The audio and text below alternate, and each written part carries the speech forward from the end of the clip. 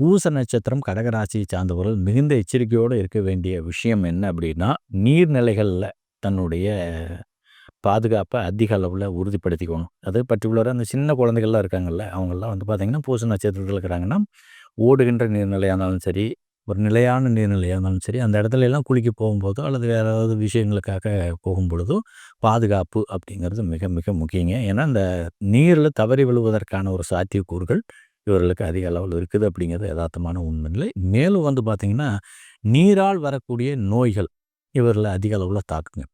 கண்டிப்பாக இந்த மழையில் நனையிறது, தண்ணி சேராமல் போகிறது, அலர்ஜி ஆகிறது, இந்த மாதிரி பிரச்சனைகள் எல்லாமே இந்த பூச நட்சத்திரத்தை சார்ந்தவர்கள் உடல் ரீதியான கடுமையான பாதிப்பு தரும்.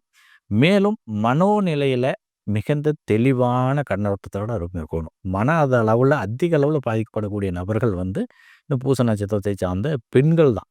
பர்டிகுலராக அந்த பெண்கள் வந்து பூச நட்சத்திரத்தில் இருக்கிறாங்கன்னா, கம்பல்சரி தன்னுடைய மனநிலையை சரியாக வச்சுக்கணும். யோகா இந்த மாதிரியான விஷயங்களில் அதிக ஈடுபாடு செலுத்தணும்.